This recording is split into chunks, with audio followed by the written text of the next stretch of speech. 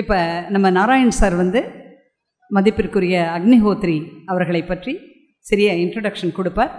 ஓம் charitable trust சார்பில் வேதம் encourage பண்ணுறோம் அப்படின்னு சொன்னால், வேத வாழ்க்கையில் யார் ஈடுபட்டிருக்காளையோ அவள் அத்தனை பேரையும் என்கரேஜ் பண்ணணும், அவளை ஊக்குவிக்கணும் அப்படிங்கிறது தான் தாற்பயம். இப்போ வேதம் படிக்கிற உங்களை ஊக்குவிக்கிறோம் அப்படி சொன்னால், வேதம் படித்தா மட்டும் போராது, அதை வாழ்க்கையில் கொண்டு வரணும். அதாவது வைதிகன் அப்படி சொன்னால் வேதம் படித்தவன் அப்படின்னு அர்த்தம். ஆனால் வைதிக தர்மம்னு ஒன்று இருக்குது, அந்த தர்மத்தை அனுஷ்டிக்கிறவன் தான் உண்மையிலே வைதிகன். இப்போ ஞானிங்கிற பதம் இருக்குது. ஒரு விஷயத்தை தெரிஞ்சுனா ஞானி தான். அதாவது முக்கியமாக பிரம்ம ஞானின்னு எடுத்துப்போம். பிரம்மத்தை பற்றி நிறையா படிக்கிறோம், ஆனால் எல்லாருமே ஞானியான்னு கேட்டால் அது ரெண்டு விதமாக பிரிக்கிறா. பரோட்ச ஞானி, அபரோக்ஷ ஞானின்னு. நம்மளாம் வேறு பிரம்மத்தை பற்றி படிக்கிறோம், படித்த அளவில் தெரிஞ்சிட்டோன்னா பரோட்ச ஞானிகள். ஆனால் இந்த பரோட்சத்தினுடைய பராகாஷ்டை என்னதுன்னா, அந்த மனசு பிரம்மத்தில் ஸ்திரமாக இருக்கிறதுன்னு அர்த்தம். இது பரோட்ச ஞானியோட லட்சணம். ஆனால் அந்த பிரம்மமாகவே ஆகிறதுன்னு ஒன்று இருக்குது. பிரம்மவித் பிரம்மைவ பவத்தின்னு சொல்லுவாள். அதாவது அந்த பிரம்மத்தை ரியலைஸ் பண்ணுறது, தன்னுடைய சொரூபம் என்ன அப்படின்னு ரியலைஸ் பண்ணுறவன் அபரோக்ஷ ஞானின்னு சொல்லுவாள். அவன் தான் உண்மையிலே ஞானிங்கிற பதத்துக்கு சரியான பொருத்தமான பர்சன். அதே மாதிரி வைதிகன் அப்படின்னு சொல்லிட்டா எல்லாரும் வைதிகால் தான், வேதம் படிக்கிறவாள்லாம், உபயுக்தமாக படிக்கிறவாளும் வைதிகா தான். ஆனால் அந்த வைதிக மார்க்கத்தில் யார் நிஷ்டையோடு இருக்காளோ, நிஷ்ணாதாவாக இருக்காளோ, அவள் தான் வைதிகன்ற பதத்துக்கு சரியான பொருள். அப்படி வாழறவா அக்னிஹோத்திரிகள். இந்த அக்னிஹோத்திரம் அப்படிங்கிறது சாதாரணப்பட்ட வேலை இல்லை. அதாவது விவாகம் ஆன உடனே ஔபாசனம்னு பண்ணுவாள். இது ஆரம்ப ஸ்டேஜ். இந்த ஔபாசனம் முடித்து அது கூடவே இஷ்டிகள்லாம் பண்ணுவாள். அந்த இஷ்டிகள்லாம் சேர்த்து பண்ணி பண்ணி இது அக்னி ஆதானம் சொல்லிட்டு இந்த அக்னியை வளர்க்குறதுக்காக அவள் தன்னுடைய வாழ்க்கையை டெடிகேட் பண்ணுறான். இப்போ ஒரு பிராமணனோட வலது கையில் அக்னி இருக்குன்னு சொல்லுவாள். அந்த அக்னி அவன் வலது கையில் எப்படி வரும்? அந்த அக்னி ஆதானம் பண்ணால் தான் வரும். நம்ம அடுப்பு முட்டினா வந்துடாது. அந்த மந்திரபூர்வமாக அந்த அக்னியில் ஹவிசு கொடுத்து அந்த அக்னியை ஸ்வீகாரம் பண்ணணும். அப்போ தான் அவன் கையில் அக்னி இருக்குன்னு சொல்லுவாள். அந்த மாதிரி இந்த அக்னிஹோத்ரியாக இருக்கிறவா அதுக்கு ஒரு குவாலிஃபிகேஷன் மனுஸ்மிருதியில் இருக்குது. அதாவது வேதம் படிச்சிருந்தா மட்டும் போராது, வேதத்தில் பாரங்கத்தனாக இருக்கணும். அதாவது வேதத்தில் செம்மையாக நன்கு தெரிஞ்சவனாக இருக்கணும்.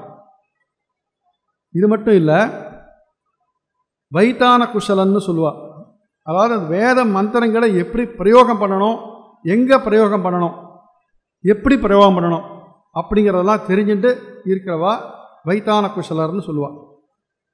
ஸோ இந்த அக்னிஹோத்திரியாக இருக்கிறவா இந்த ரெண்டு விதமாகவும் இருக்கணும். அதாவது என்ன, வேத வித்தாகவும் இருக்கணும், வைத்தான குஷலனாகவும் இருக்கணும். வேதத்தை நன்னா படித்தவனாக இருக்கணும், அந்த வேத மந்திரங்களை எங்கே எப்படி எப்போது பிரயோகம் பண்ணணும் அப்படிங்கிறது தெரிஞ்சவனாக இருக்கணும். அதனால் அக்னிஹோத்திரியாக இருக்கிறவன் சாதாரண விஷயமா இருக்க முடியாது. அடுத்தது என்னென்னா, இந்த அக்னிஹோத்திரம் பண்ணுறவன் சில பூர்வ அனுஷ்டானங்கள் பண்ணவாதான் அக்னிஹோத்திரியாக இருக்க முடியும். அது என்னன்றது ஒரு கொஞ்சம் சமஸ்கிருதத்தையும் சேர்த்து நான் சொல்கிறேன். ஏன்னா எனக்கு ஹிந்தியில் ரொம்ப பேச முடியாது, அதனால் சமஸ்கிருதத்தையும் சேர்த்து சொல்லிடுறேன். சமஸ்கிருதம் புரிஞ்சிக்க முடியும்னு நினைக்கிறேன் நார்த்தில் வந்தவளால். சவுத்தில் வந்தால் சில பேர் புரிஞ்சிக்கலாம். மத்தியில் தமிழையும் சேர்த்து சொல்லிடுறேன். ஏன்னா அப்போ ரெண்டு விஷயமும் தெரிஞ்ச மாதிரி ஆகும். ஒரே தமிழிலே பேசிகிட்டு இருந்தால் அவளுக்கு புரியாது. எனக்கு ரொம்ப ஹிந்தி வராதுங்கிறதுனால சமஸ்கிருதத்தை சேர்த்துக்கிறேன். சர்வேபியா சவினே பிரணதி. விஷயஸ்ய காம்பீரியம் ககனம் ஸ்ரோத்ருணாம் நைகபாஷா ஞானசமத்வம் ச உத்திஷ்ய அஸ்மின் விஷயே ஈர்வாண்யா பாஷிதம் பிரபவாமி. வேதஜ்ஞ பிராமணः வைதிகதி ஜானிமः. வேதம் வேத்தி அதீதேவா பரம் வேதமார்காணியாயி சேத் नाल्पविद्यो न बालिशः होता स्यात् अग्निहोत्री इति मनुः अतः पंडितो भवितव्यः इति स्पष्टम्।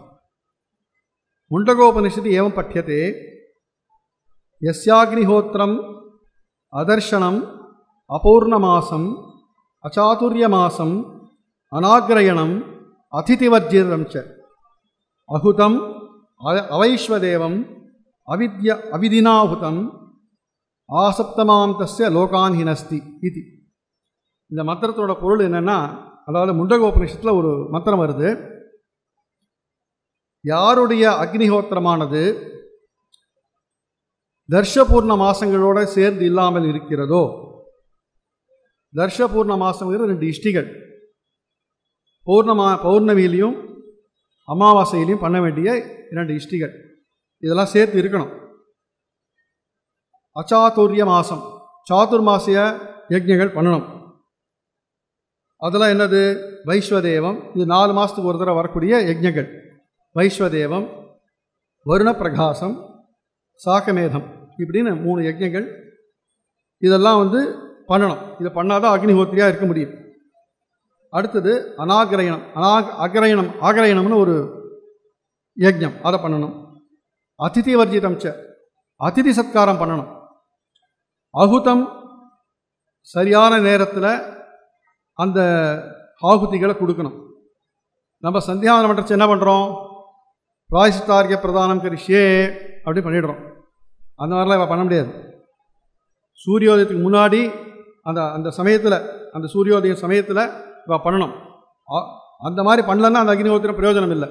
அந்த டயத்தில் பண்ணணும். அவைஸ்வதேவம், வைஸ்வதேவாதி யஜ்ஞங்கள்லாம் சேர்த்து பண்ணணும். இந்த பஞ்சமகா யஜ்ஞங்கள்லாம் நம்ம சொல்கிறோம் இல்லையா, அந்த மகா யஜ்ஞங்கள் ஒவ்வொரு கிரகஸ்தனும் ஒவ்வொரு யாருக்கு உபநயனம் ஆகிருக்கோ அவள் 5 யஜ்ஞங்கள் பண்ணணும். தேவயஜ்ஞம், பித்ருயஜ்ஞம், பூதயஜ்ஞம், வைஸ்வதேவம் இத்தியாதிகள், அப்புறம் பிரம்மயஜ்ஞம் அப்படின்னு ஒரு 5 யஜ்ஞங்கள் இருக்குது. அதோடு சேர்த்து இந்த வைஸ்வதேவ மந்திரங்கள்லாம் சேர்த்து சொல்லணும். அவைஸ்வதேவம், அவிதீனாஹுதம், எப்படி செய்யணும்னு விதிக்கப்பட்டிருக்கோ அந்த மாதிரி செய்யணும். நம்ம இஷ்டத்துக்கு பண்ணிட முடியாது. ஒரு எக்ஸாம்பிள் சொல்கிறேன். இப்போ நம்ம ஆச்சமனம் பண்ணுறோம், அடுத்தது புரோக்ஷனம் பண்ணுறோம், அப்புறம் பிராசனம் பண்ணுறோம், மறுபடியும் பிரதி புரோக்ஷனம் பண்ணுறோம், திருப்பி புனர்போக்ஷனம் பண்ணுறோம். சப்போஸ் நம்ம அந்த ஆபோஷனம் பண்ணுறதுக்கு மறந்துட்டோன்னு வச்சுப்போம். நம்ம என்ன பண்ணுவோம்? பண்ணிட்டு அருகே விட்டுறோம். தப்புன்னு ஞாபகம் வருது, அடாடா பிராசனம் பண்ணவே இல்லையே அப்படின்னா ஒரு மந்திரம் சொல்லி பிராசனம் பண்ணிடலாம். இது விதி இல்லை, அவிதி தான். ஆனால் இது தப்புன்னு ஆகிடாது, நம்ம விட்டுட்டோங்கிற குறை வராது. ஆனால் இவ அக்னிஹோத்திரத்தில் இந்த மாதிரி தான் செய்யணும்னு விதி இருந்தால் அந்த விதி பிரகாரம் தான் அவள் செய்யணும். அந்த மாதிரி செய்யலைன்னா, இந்த மாதிரி நான் சொன்னேன் இல்லையா லிஸ்ட்டு, இந்த லிஸ்ட்டு பிரகாரம் அவள் செய்யலைன்னா ஆசப்தமாம் லோகான் தினஸ்தி, அவளுக்கு 7 லோகங்களும் கிடைக்காம போயிடுமா. அதாவது பூஹு புவஹா சுவஹா மஹஹான் தபஹா ஜனஹா அப்படி சொல்கிறோம் இல்லையா, இந்த 7 லோகங்கள், இந்த லோகங்கள்லாம் அவளுக்கு கிடைக்காம போயிடும். அப்படின்னா அக்னிஹோத்திரம் எவ்வளோ டஃப்பு, எவ்வளோ கஷ்டம்னு பாருங்க. ஸோ இந்த மாதிரி ஒருத்தர் அக்னிஹோத்திர நிஷ்டையாக இருக்கார் அப்படின்னு சொன்னால் இத்தனை யஜ்ஞங்களும் பண்ணிட்டு இத்தனை யாகங்களும் பண்ணிட்டு அவள் இருக்கான்னு நம்ம புரிஞ்சுக்கணும். ஏதோ நான் 10வது பாஸ் பண்ணிட்டேன் அப்படின்னா எப்படி 9 கிளாஸும் பாஸ் பண்ணி 10வது முடிச்சிருக்கேன் அப்படின்னும் நம்ம புரிஞ்சுக்கிறோமோ, அதே மாதிரி அக்னிஹோத்திரம் பண்ணுறார் அப்படின்னு சொன்னால் இந்த யஜ்ஞங்கள்லாம் பண்ணி அவள் சிறப்போடு அக்னிஹோத்திரம் பண்ணிட்டு இருக்கான்னு நம்ம புரிஞ்சுக்கிறோம். அடுத்தது இந்த அக்னிஹோத்திரம் பண்ணது மட்டும் இல்லாமல் வேத சொல்ல 40 சம்ஸ்காரங்கள் இருக்குது வேதத்தில், அந்த சம்ஸ்காரங்களும் ஒவ்வொன்றா பண்ணணும். இந்த சம்ஸ்காரங்கள் அப்படின்னா சம்ஸ்கிரியத்தை இது சம்ஸ்காரா, இதெல்லாம் நம்மளுடைய மனசை சித்த சுத்தியை கொடுக்கும் அப்படிங்கிறது தான் இதோட தாற்பயம். ஒரு மனிதன் ஜன்மம் எடுத்து, ஒரு பிராமணன் முக்கியமாக எல்லாருக்கும் இது அன்வயிக்கும், பிராமணனுக்கு விசேஷமாக அன்வயிக்கும். அவனுடைய ஜன்மத்தினுடைய பலம் என்ன அப்படின்னா அந்த பிரம்ம பிராப்தி, அதாவது இறைவனை அடையணும். அந்த இறைவனை அடையிறதுக்கு மனசு நிச்சலமாக இருக்கணும், அங்கெங்கே ஆடிண்டே இருக்கக்கூடாது. அது ஃபஸ்ட்டு ஸ்டெப்பு. அந்த ஃபஸ்ட்டு ஸ்டெப்புக்கு போகிறதுக்கு ஒரு குவாலிஃபிகேஷன் என்னென்னா இந்த மாதிரிலாம் பண்ணி மனசை சுத்தப்படுத்தணும் அதுதான் சம்ஸ்காரியம்னு பேர்.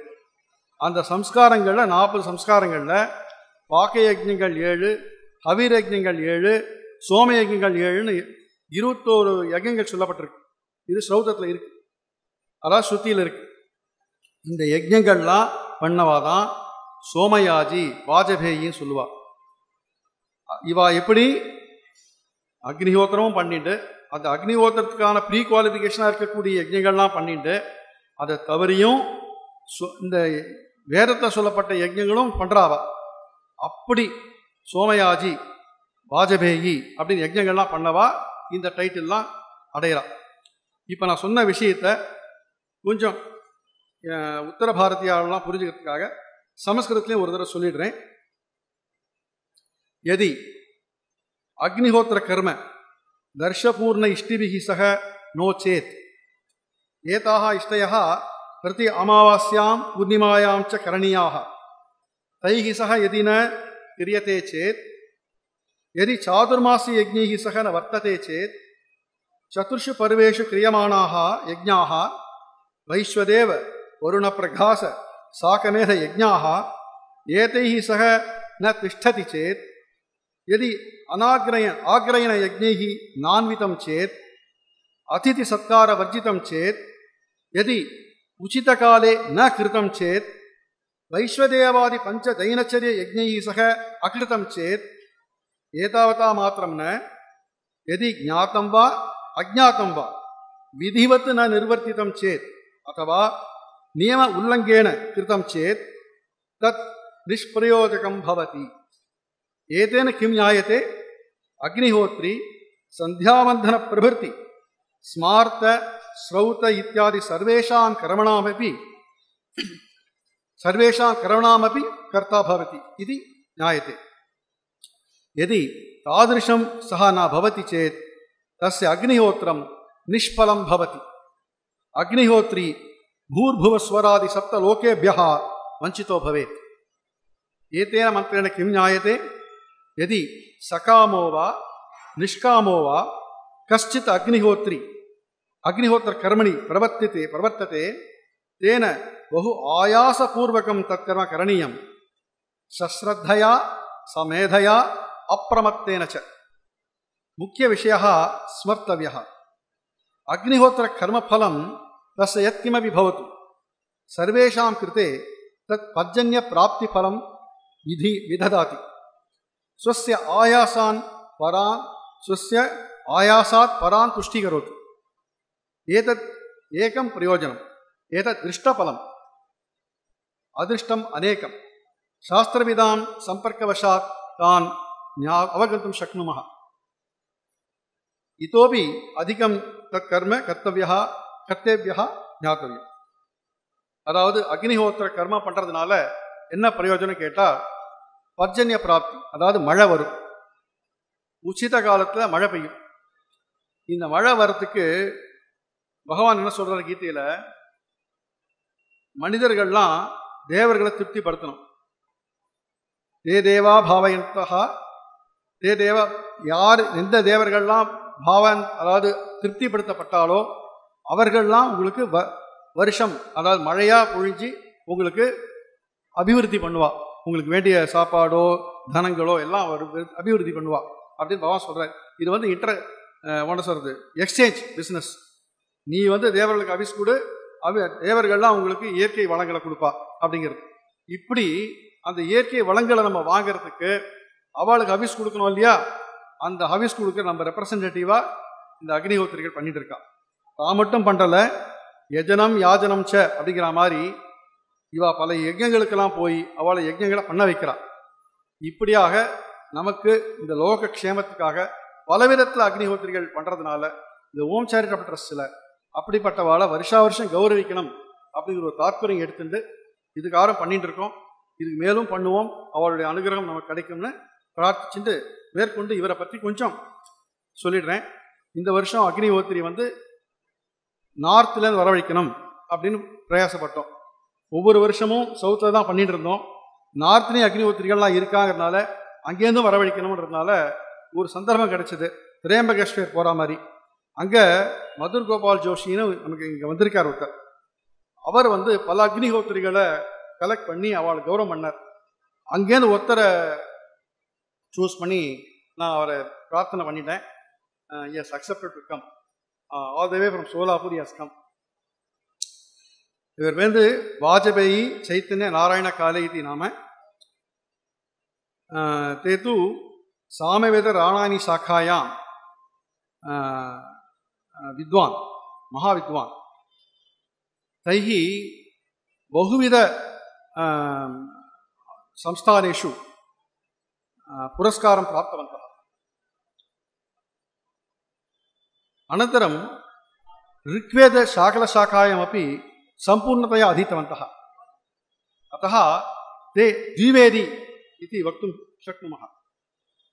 अनन्तरं श्रौत अग्नि आधानं तैः 2009 मध्ये स्वीकृतम्. अग्नि आधानं 2009 எடுத்துட்டார். அப்போதுலேருந்து பண்ணிட்டு இருக்கார். அக்னிஹோத்திர ஸ்வகிருஹே ஏவ தன்னோட வீட்டிலேயே அக்னிஹோத்திரம் பண்ணுறதுக்கான சாலையெல்லாம் வச்சு பண்ணிட்டு இருக்கார். அது தவிர இவர் என்னென்னலாம் பண்ணியிருக்கார் அப்படின்னா, நித்யாக்னிஹோத்ரி, தர்ஷபூர்ண இஷ்டி பண்ணுறவர், நிரூட பசுபந்தம் அப்படிங்கிற யாகம் பண்ணியிருக்கார், அக்னிஷ்டோமம், அத்தியக்னிஷ்டோமம், சோமயாகம், ஷோடசி சோமயாகம், அதிராத்திரம், வாஜபேயம் இப்படின்னு எல்லா விதமான யஜ்யங்களும் பண்ணியிருக்கார். இவர் வந்து பல சம்ஸ்தானங்கள், காஞ்சி மட்டம், சிருங்கேரி மட்டம், பலவித ஆச்சாரிய பீட்டங்கள் இவெல்லாம் அவர் கௌரவம் பண்ணியிருக்கா. இவர் வந்து நிறையா குழந்தைகளை அத்தியாபனம் பண்ணி அவளை பண்டிதாள் ஆக்கியிருக்கார். ஸோ இவரோட மெயின் என்னென்னா சாமவேதம் ராணாயணி சாக்கா, அதில் நிறையா பண்டிதர்கள் உருவாக்கியிருக்கார். இதுதான் அவரோட ப்ரொஃபஷனாகவே வச்சுட்டு இருக்கார். லௌகிக உத்தியோகங்கள் போல அவர் இதை பண்ணிட்டு இருக்கார். அவர் இன்னைக்கு நம்ம ஹானர் பண்ண போகிறோம். அது எங்களுக்கு பெரிய கௌரவம். இந்த இந்த அவரை கௌரவம் பண்ணுறதுக்கு நம்ம சுவாமிநாதன் ஜஸ்டிஸ் அவர்களை நான் பிரார்த்தனை பண்ணி கேட்டுக்கிறேன்.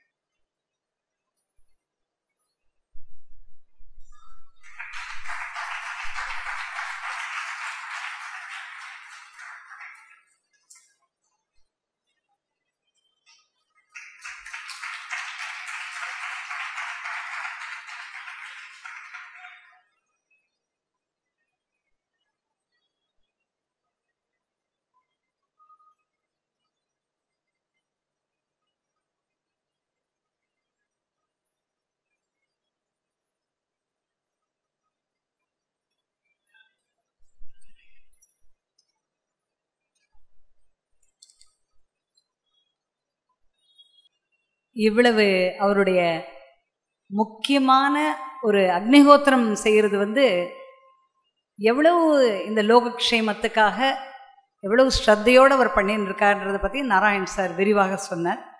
இப்பொழுது உயர் திரு அக்னிஹோத்ரி அவர்களை சிறப்புரையாற்ற அழைக்கிறேன். மகாந்தம் அக்னிஹோத்திரம் அத்திர स्वस्य अनुभवान् वक्तुम् आह्वयामि.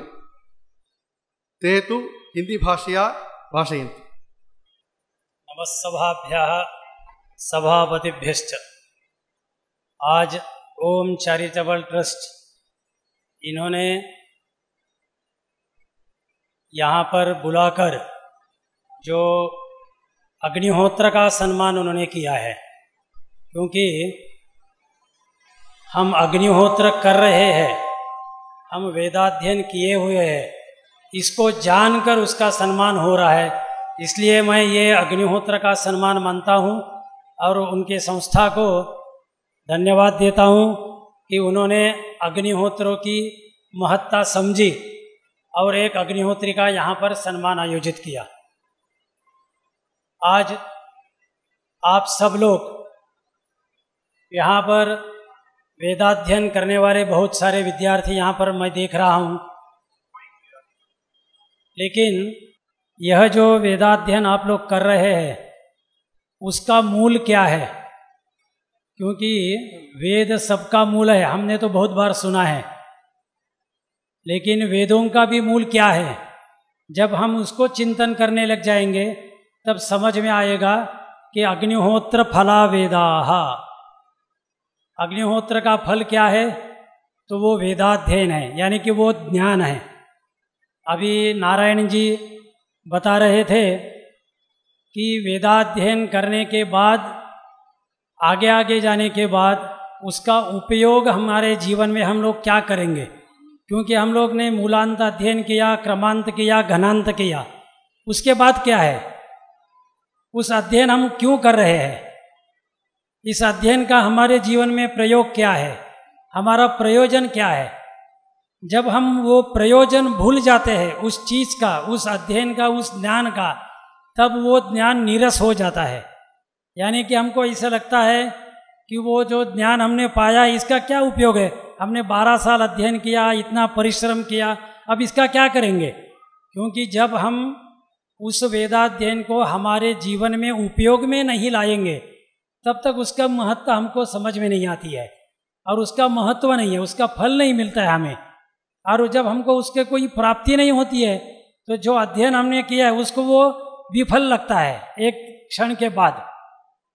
इसलिए एक काल था 50 साल पहले या 40 साल पहले, पूरे महाराष्ट्र में सिर्फ ऋग्वेद के और शुक्ल यजुर्वेद के कुछ पुरोहित करने वाले लोग बच गए थे, बाकी वेदों का अध्ययन संपूर्णतया बंद हो गया था। क्योंकि यही बात थी कि सब वेदाध्ययी थे, और जब ज़्यादा वेदाध्ययी हो जाते हैं और उसका प्रयोजन नहीं होता है तो वो फिर वो वेदाध्ययन करना छोड़ देते हैं। तो ये जो छोड़ने की प्रक्रिया है उसको हमको अगर रुकाना है तो उसका हमें उपयोग करना सीखना चाहिए, यानी कि वो प्रैक्टिकल में प्रयोग हमको करना चाहिए। उसके जो मंत्र है, हमारे यहाँ ऋग्वेद में शौनकोक्त ऋग्विधान बोलकर बड़ा ग्रंथ लिखा हुआ है कि ऋग्वेद के हर सूक्त का क्या प्रयोजन है, कैसे उसके अनुष्ठान करना चाहिए, ये कहने वाला ग्रंथ है, उसको ऋग्विधान बोलते हैं। वैसे ही सामवेद में सामविधान है, सामवेद के जो भी मंत्र है उनका क्या हमको प्रयोग करना चाहिए उसके बारे में बताने वाला वो ब्राह्मण ग्रंथ है। हम लोग अध्ययन करते हैं लेकिन इन प्रयोगों के बारे में जानते नहीं हैं। तो ये प्रयोग जो है ये हमारे पूरे जो विद्वान यहाँ पर बैठे हुए हैं, जो समाज के मूर्धन्य जन हैं, और ये वेदाध्ययन करने वाले विद्यार्थी आज मैं यहाँ देख रहा हूँ, उनको कभी भी वेदाध्ययन के समय में हमको ये देखना चाहिए कि हमारा एंड क्या है, हमारा उद्दिष्ट क्या है, हमारा उद्देश्य क्या है, हम किसके लिए वेदाध्ययन कर रहे हैं, ये हमको पहले समझना चाहिए। तब जाकर हमारे वेदाध्ययन के पीछे हमको क्यों दौड़ाया जा रहा है, क्यों हम लोग भाग दौड़ कर रहे हैं, ये हमको समझ में आएगा। क्योंकि आजकल पाठशालाओं में, संस्थानों में या यूनिवर्सिटी में, जो भी वैदिक यूनिवर्सिटी अभी आजकल चल रही है, उसमें यज्ञों के बारे में प्रैक्टिकल में कुछ भी नहीं हो रहा है। सब जो है वो वेदाध्ययन हो रहा है, उसका अर्थ ज्ञान हो रहा है, लेकिन अर्थ के बाद उसको प्रैक्टिकल में हमारे जीवन में क्या उपयोग है, वेद का जीवन में उपयोग क्या है, उसको हम लोग नहीं सोच रहे हैं। मेरा कहना है कि जैसे अग्निहोत्रियों का यहाँ पर सम्मान हो रहा है, इससे भी ज़्यादा महत्वपूर्ण है, मैं ओम चैरिटेबल ट्रस्ट के सभी पदाधिकारियों को, उनको भी मैं निवेदन करूँगा कि ये जो वेदाध्ययन की जितने भी पाठशाला जहाँ भी चल रही है या यूनिवर्सिटी चल रही है, वहाँ पर यज्ञों के बारे में और यज्ञ के उन मंत्रों के प्रयोगों के बारे में कुछ ना कुछ प्रैक्टिकल नित्य होना जरूरी है। हम जब स्कूल में जाते हैं, लौकिक स्कूल में, वहाँ भी प्रैक्टिकल होता है, लेकिन मैं देखता हूँ कि पाठशालाओं में कोई प्रैक्टिकल नहीं होता है, बस नित्य संध्यावंदन होता है जो नित्य कर्म में आता है। लेकिन बहुत सारे पाठशालाओं में अग्नि कार्य नहीं होता है, और अग्नि कार्य जो है यह हमारे वैदिक जीवन प्रणाली का मूल सिद्धांत है। क्योंकि ऋग्वेद का पहला मंत्र, जिसे हम लोग आद्य वेद बोलते हैं, उसका मूल मंत्र की, उस संहिता की शुरुआत ही अग्नि शब्द से होती है। उस अग्नि को ही उपासना कहा है। जैसे अग्निमीळे पुरोहितम, अग्नि भी उसी को कहा है। अन्न भी, इड़ा नामक अन्न भी उसी का नाम है, पुरोहित भी वही है, ये सब उसी के विशेषण है। तो ये जो अग्नि की उपासना हमारे मंत्र के पहले अक्षर से शुरू होती है, उसको हम लोग भूल रहे हैं हमारे जीवन में। आज बहुत सारे विद्वान, घनापाठी सब कुछ तैयार हो रहे हैं, लेकिन उनको नित्य अग्नि उपासना उनके घर में नहीं चल रही है। और जब तक हमारे घर में अग्नि की उपासना, उपासन, अग्निहोत्र इत्यादि नहीं चलेगा, तब तक हम पुरोहित कहने लायक नहीं रहेंगे। क्योंकि पुरोहित उसी को बोलते हैं, वो अग्नि का विशेषण है। अग्नि को देवताओं का पुरोहित माना है। पुरोहित कौन है? देवताओं का जो यज्ञ करवाता है, जो उनको हव्य ले जाके देता है, उसी को पुरोहित बोला है। अगर हम किसी यजमान के पुरोहित है तो हमको अग्नि उपासना हमारे जीवन में करनी चाहिए। इसके लिए हमारे वेदों ने, स्मृतियों ने, पुराणों ने, ब्राह्मण ग्रंथों ने, उपनिषदों में उनके स्थान में इतनी महत्ता बताई है ये अग्नि उपासना की। छांदोग्य उपनिषद में अग्निहोत्र के बारे में बोलते वक्त इतने सुंदर प्रकार से बताया है, यथेह क्षुधिता बाला मातरम पर्युपासता एवं सर्वाणि भूतानि अग्निहोत्रम उपासता। हम लोग अग्निहोत्र उपासना करें, किस तरह से करें उस उपासना को? तो यथेह क्षुधिता बाला, जब एकाध छोटा शिशु जब भूख लगने के बाद अपने माँ की उपासना करता है कि मुझे भूख लगी है, मुझे दूध पिलाओ, वो जिस आर्द्र भाव से, आर्द्र चित्त से और अपने पूरी लगन से अपनी माता को बुलाता है, वो जिस तरह से वो अपनी माता की उपासना करता है भूख के लिए, उसी तरह से हम सभी लोगों को, सभी वेदाध्ययन करने वालों को अग्निहोत्र की या अग्नि की उपासना हमको करनी चाहिए। ये अग्नि की उपासना बोलते वक्त आज हम हमारे भारतवर्ष में, अभी नारायण जी ने एक छोटा सा उसमें उदाहरण आपको बताया कि ये जो वेदाध्ययन, ये जो यज्ञ होते हैं, उन यज्ञों के परोक्ष रूप से भी इसका सभी समाज को, प्रकृति को इन यज्ञों का उपयोग होता है। यजमान को तो होता ही है उसके संकल्प के, कामना के द्वारा, लेकिन परोक्ष रूप से भी सभी प्रकृति को इस यज्ञ का, अग्निहोत्र का एक प्रभाव उनके ऊपर होते रहता है। वो क्या होता है? तो वो वर्षा होती है। ये जो पर्जन्य है वह उसका मूल सिद्धांत बताया है। अग्नौ प्रास्ताहुति सम्यक आदित्यम उपतिष्ठते आदित्यात् जायते वृष्टि ही ततोरन्नं ततः प्रजा। तो अग्नि उपासना जो है ये पर्जन्य के मूल में है। और जो पर्जन्य है वो पर्जन्य क्या है? हमें वर्षा प्राप्त होती है, हमें पानी प्राप्त होता है। और पानी क्या है? पानी हमारा जीवन है। क्योंकि अग्नि का जो आयतन है, आपो वा अग्नेरायतनम, आप जो है, पानी जो है वो अग्नि का आयतन है, उसका मूल स्थान है अग्नि का। इसलिए पर्जन्य की उपासना करना यानी अग्नि उपासना करना, अग्नि उपासना का फल जो है वो हमें वर्षा प्राप्त होती है। इसके लिए मैं एक आपको थोड़ा सा उदाहरण बताता हूँ।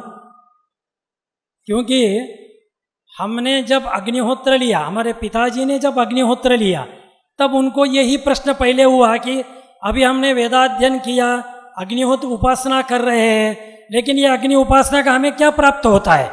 हमारे जीवन में हम इतना कष्ट करके अग्निहोत्र कर रहे हैं, तो हमें क्या प्राप्त होगा इससे?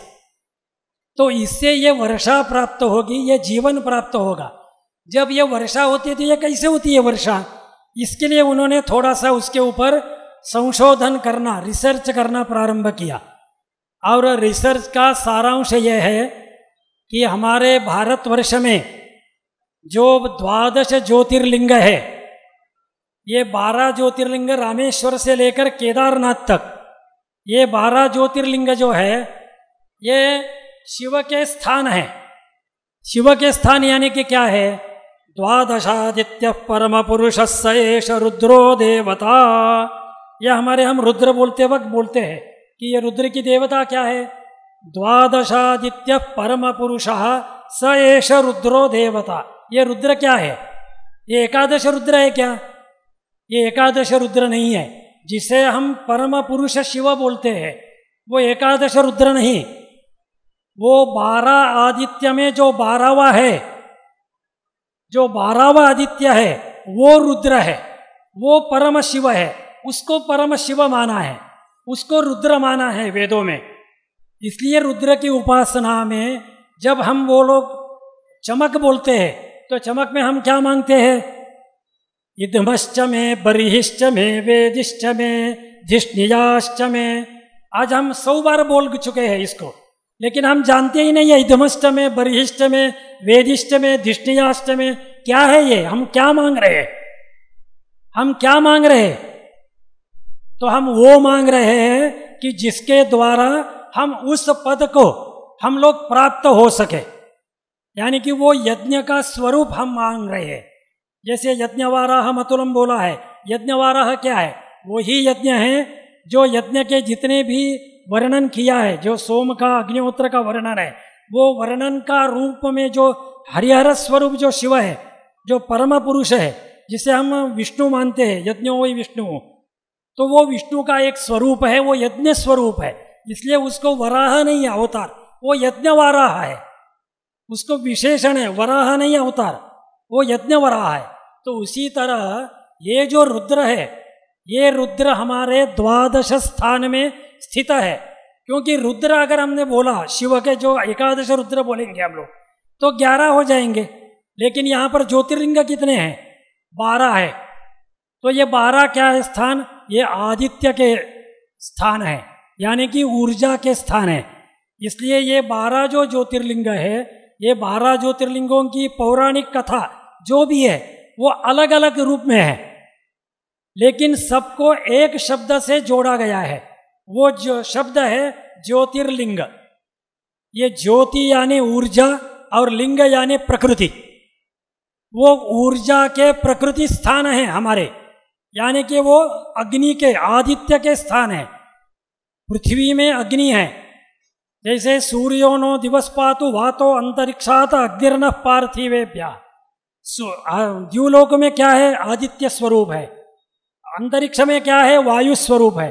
और पृथ्वी पर क्या है? अग्नि स्वरूप है। जो देवता है वो अग्नि स्वरूप में है, लेकिन ये 12 द्वितीय स्थान में ये जो ऊर्जा अग्नि स्थित है, उस अग्नि के स्थान में अगर हमने यज्ञ किया, कोई भी वर्षाकारक यज्ञ अगर हमने किया, तो उसका रिसर्च ये कहता है कि ये भारतवर्ष में जो असंतुलित ऋतु हुआ है, उस ऋतु को हमको संतुलित करना है, सब जगह में सुवितरित सुवृष्टि करना है। तो ये 12 स्थान में हमको कुछ न कुछ वर्षा के लिए जो वेदों ने बताए हैं, उन यज्ञों को हमको करना चाहिए। तो उसके ऊपर पहले भी प्रयोग हुए हैं, इस साल भी प्रयोग हुए हैं। ये प्रयोग ऐसे है कि हम 12 ही ज्योतिर्लिंगों में इस साल पिछले 4 महीने में हम लोगों ने सोम यज्ञ वहाँ पर संपन्न किए हैं। तो ये सोम यज्ञ का फल क्या है? तो सोम यज्ञ का फल है कि जो हमारे ऋतु का मान जो बिगड़ा हुआ है, असंतुलित हुआ है, जहाँ वर्षा हो रही है बहुत हो रही है, जहाँ नहीं हो रही है वहाँ कुछ भी नहीं हो रही है, जो असंतुलित है वो संतुलित होने के लिए हमारे यहाँ जो ऋतुयाग होता है सोम यज्ञ में, उन ऋतुयागों का प्रयोजन वहाँ पर है। उसी सोम यज्ञ में प्रवर्ग्य नामक विधि होती है, वो प्रवर्ग्य नामक विधि भी वो भी वर्षाकारक मानी गई है। उस यज्ञ में उक्त स्तोत्र शस्त्र जो बोले जाते हैं, उन स्तोत्रों का भी फल जो है वो वर्षा कही गई है। क्योंकि उसमें जो स्तोत्र में जो आखिर में जो निधन पद होता है, वो निधन पद अगर हमको वर्षा चाहिए तो हम वर्षा के लिए जो निधन पद बोला है, उन निधन पदों का अगर हमने प्रयोजन उन स्तोत्रों में किया तो निश्चित रूप से हमारे यहाँ ऋतु संतुलन होता है, सुवृष्टि होती है। इस तरह का वहाँ पर विवेचन अनेक ग्रंथों में पाए जाते हैं। तो ये जो जैसे हमने बोला कि ये 12 जो हमारे स्थान है, ऋषिमुनियों ने बहुत या पुराणों ने ये बहुत विचार करके, चिंतन करके, प्रयोग करके हमको इन स्थानों का निर्माण किया है। आज हम लोग वो स्थान भूल चुके हैं। हम लोग किसी पूजा में सिर्फ दूध चढ़ाने में, नमस्कार करने में लगे हुए हैं, लेकिन उसका मूल जो उद्देश्य है हम लोग उसको भूल चुके हैं। यानी कि हम उन वेद मंत्रों को हमारे जीवन में, हमारे समाज के जीवन में सुदृढ़ता करने के लिए क्या करना चाहिए, ये हम लोग भूल चुके हैं। तो मुझे ये इन सभी विद्यार्थियों को और छात्रों को कहना है कि इन वेद मंत्रों को अध्ययन के साथ साथ उन अध्ययन का, उन मंत्रों का हमारे जीवन में और समाज के जीवन में हम लोग क्या कर सकते हैं। क्योंकि हमारे अध्ययन के लिए समाज का हर वर्ग अपना तन मन धन लगा रहा है। हमारे यहाँ अध्ययन के लिए कुछ भी रुपए खर्च नहीं हो रहे हैं। तो यह हमारा अध्ययन कौन करा रहा है? तो कोई ना कोई समाज हमारे पीछे खड़ा है, इसलिए हमारा अध्ययन निर्विघ्नता से चालू है। तो हमारा भी उत्तरदायित्व है कि हमारा अध्ययन पूरा होने के बाद उसी समाज के लिए हम अपने जीवन में उन वेद मंत्रों का प्रयोग करके उन प्रयोगों का समाज को लाभ दिला सके। तो इसके लिए हमको अग्नि का साधन मानकर उसी को आराधना उपासना करके उनका जो ऋण है, समाज का जो ऋण है, जैसे हम देव ऋण, ऋषि ऋण और पितृ ऋण बोलते हैं। पितृ ऋण का ऋण क्या है? ये शरीर जो है जिससे हम धर्म करते हैं, जिससे हम वेदाध्ययन करते हैं, उस शरीर को हमने, हमारे पितरों ने हमको दिया है, इसलिए पितृ ऋण है। ऋषि का ऋण क्या है? ये वेदाध्ययन परंपरा जो गुरु शिष्य परंपरा से हमारे पास प्राप्त हुई है, ये ऋण किसका है? ये ऋषियों का ऋण है। उस ऋण को हमको वापस उनको चुकाना चाहिए। देव ऋण क्या है?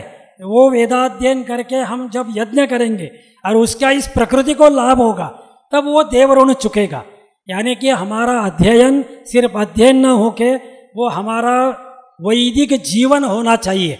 वो एक जीवन प्रणाली है। वो जैसे लौकिक शिक्षण होता है शालाओं में, वैसा ये शिक्षण नहीं है। इसको हम लोग गुरुकुल बोलते हैं। गुरुकुल यानी गुरुजी के घर में रहना, गुरुजी की सेवा करना और वो विद्या प्राप्त करना। क्योंकि विद्या प्राप्त करने के लिए हमको पहला सूत्र है कि गुरु शुश्रूषया विद्या, गुरु से शुश्रूषा करके हम लोग विद्या ग्रहण करें। ये पहला हमारा धर्म है।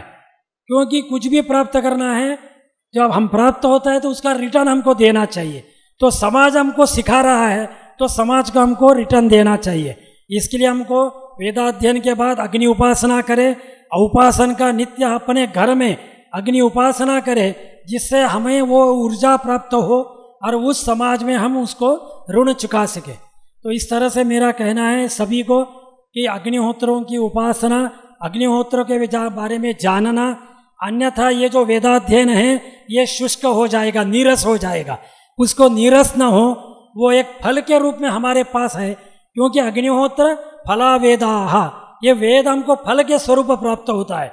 लेकिन फल को प्राप्त होने के बाद हमको उसके मूल को नहीं भूलना चाहिए। जो अग्निहोत्र है उसका मूल, उस वृक्ष को भूलना नहीं चाहिए।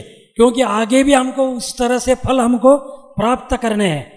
तो उन फल प्राप्ति के लिए जो हम आप लोगों को प्राप्त हुआ है, आप फिर एक बार उससे मूल के ओर लौटो और अग्निहोत्र उपासना अपने जीवन में लाओ। बस यही कहते हुए मैं मेरे 2 शब्दों का विराम करता हूँ। और ओम चैरिटेबल ट्रस्ट को मैं निवेदन करता हूँ कि ये जैसे ही इनके 10-12 साल अभी इनके इस प्रयोगों के, ये परीक्षाओं के हो गए हैं, तो एक तपपूर्ति हुई है। अब ये उसको थोड़ा सा सीमा का उल्लंघन करके अग्निहोत्र के बारे में, इन वेदाध्ययन के प्रयोगों के बारे में भी आप कुछ न कुछ इसके बारे में चिंतन करना शुरू करो और उसको भी सहायता कुछ न कुछ करने के लिए आप अग्रसर हो। यही करके मैं मेरा 2 शब्द समाप्त करता हूँ। ஸ்ரீ சைத்தன்ய நாராயண காலே சுவாமிஜிக்கா தன்யவாதம். அதாவது அக்னி உபாசனை எவ்வளோ முக்கியம்னு சொன்னதோடு இல்லாமல் இவ்வளோ ரொம்ப அழகாக ஒரு உபன்யாசமும் பண்ணார். ரொம்ப சந்தோஷம். இப்போ நம்மளுடைய மகாமகோபாத்தியாய சாஸ்திரிகள் அவர்கள் அவருடைய சிறப்புரையாற்றுவார்கள்.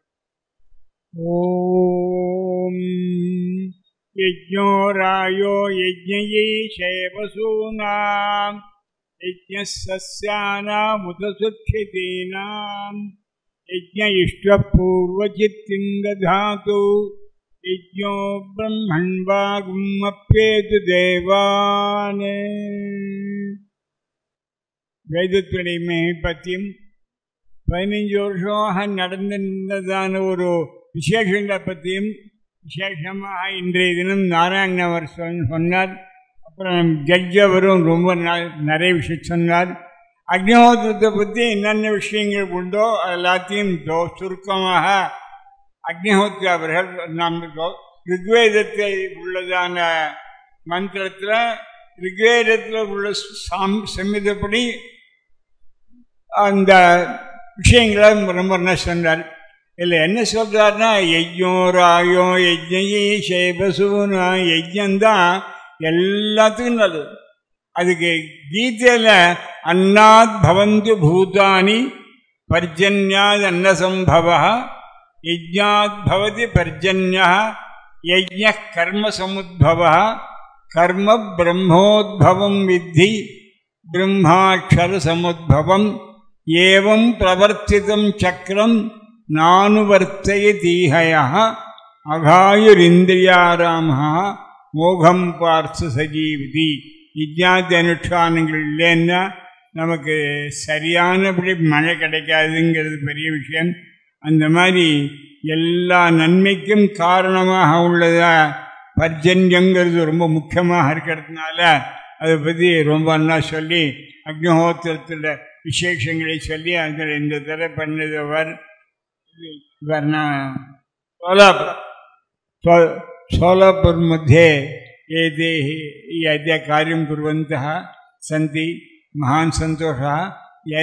एतेषां समयः जातः तस्मात् दशनिमेषु एतेषां प्रस्थानमपि वर्तते इति कृत्वा इदानीं सर्वेषाम् इतः परं वेदमार्गः तत्र घनपारायणम् इत्यादि என்ன பண்ண போற இப்ப அடுத்தது கல்வச்சவாரங்கிற இதை பற்றி ஆரம்பிக்க போகிறார். அதை எல்லாரும் கேட்டு சந்தோஷப்படணும்னு கேட்டார். அதனால் இதை கலந்தண்டபா அவர்களுக்கு விசேஷமாக ஜட்ஜ் அவர்களுக்கு ரொம்ப நன்றியை சொல்கிறேன். சாஸ்திரிகளுடைய இந்த இது வருடா வருடம் ஆவலோட நாங்கள் காத்துருப்போம். வேதிக் டிலைட்டில் இன்னும் மிகப்பெரிய பிரம்மாண்டமாக அவருடைய இதை நம்ம கணீர் குரலை நம்ம கேட்போம். நம்ம இப்போ திரு டிடி சார் அவர்கள் வோட் ஆஃப் தேங்க்ஸ். நமஸ்காரம். இருக்கிறதுக்குள்ள எனக்கு ஈஸியஸ்ட் ஜாப் இன்னைக்கு நன்றி உரை. Before I get in to that, ரொம்ப ஒரு unique opportunity to have this constellation of people on the stage. சாஸ்திரிகள் அஃப்கோர்ஸ் அவர் இல்லாமல் இந்த ஈவெண்ட் இல்லை. பட் ஜட்ஜு சார் இந்த நிகழ்ச்சியில் கலந்துனது is a great source. It's great honor for us, but also gives us great joy. And of course, Agnihotri, Sri Chaitanya Narayana Kale, avaroda, many exhortations. I think he has given homework for Om Charitable Trust to do. என்ன பண்ணணும்னு சொல்லிட்டார். அதை எப்படி பண்ணுறது என்ன பண்ணுறது is now something that we have to break our heads with. But just want to quickly take this opportunity. ரொம்ப நன்றி கடன் பட்டிருக்கோம். Starting with Mahamahopādhyaya Krishnamurti Shastrigal, of course Justice Swaminathan sir. எல்லாரும் usually you have taken time out of your busy schedule and come and சொல்லுவா. அது உண்மையாக இருக்கலாம். But more then that உங்களோட ஈடுபாடு and the connect that you feel, உங்களோட own background, how it connects you to that to this makes us extra proud, extra happy. Thank you so much. ரொம்ப சந்தோஷம். अग्निहोत्री श्री चैतन्य नारायण काले जी, आपको भी बहुत बहुत धन्यवाद. आपने हमको काफ़ी आदेश दिए. हम कोशिश करेंगे जितना भी हो सके हमारी ट्रस्ट की तरफ से जो बढ़ाया जा सके हम ट्राई करेंगे. Other than that of course Narayanan இந்த எக்ஸாமை பற்றி விஸ்தாரமாக சொன்னார். ஸோ அதுக்கு இது எக்ஸாமினர்ஸோட role was a very crucial role. So எல்லாருக்கும் பெரிய நன்றி. of course all the gurus and the teachers and all the பாட்டசாலாஸ் அவளுக்கும் ரொம்ப கடமைப்பட்டிருக்கோம். Thank you to them. அஃப்கோர்ஸ் இது எல்லாம் இருந்து வித்தியார்த்திகள் இல்லைன்னா எல்லாமே waste. So big thanks to all the வித்தியார்த்திஸ். இங்கே கூடியிருக்கிறவா முன்னாடி ரீஜனல் காம்படிஷனில் வந்தவா எல்லாருக்கும் big thank you. And finally to all the donors of Om charitable trust, individuals, companies, organisations. அது இல்லாமல் இந்த ஈவெண்ட் நடக்காது, இந்த காலக்ஷேபம் நடக்காது. ஸோ அவளுக்கும் நாங்கள் ரொம்ப கடமைப்பட்டிருக்கோம். So once again on behalf of all of us, the volunteers and everyone who is connected with Om Charitable Trust, ரொம்ப நன்றி, வணக்கம். Thank you sir. இதுவரையிலும் இந்த மேடையில் அமர்ந்திருக்கிறவர்கள் எல்லாரோடும் சிறப்புரையாற்றினதை, நிறைய அறிவுரைகள் சொன்னதை, நிறைய ஆலோசனைகள் சொன்னதை எல்லாம் கேட்டோம். இப்போ இந்த ஈவெண்ட் இதோட இனாகுரேஷன் இதோட பூர்த்தி ஆகுது. இதுக்கு அடுத்தது எல்லாமே உங்களுடைய பங்கு தான். ஆவலோட எல்லாரும் காத்துருக்கிற கல்வைத்த வாரம், ஜெயந்த் விஸ்வநாதன் ரொம்ப விரிவாக சொன்னார். இந்த கல்வைத்த வாரம் போட்டி இதுக்கு முடிஞ்ச உடனே இந்த இது ஆனோடனே நம்ம ஆரம்பிக்க போகிறோம். Thank you all. தன்யவாதம்.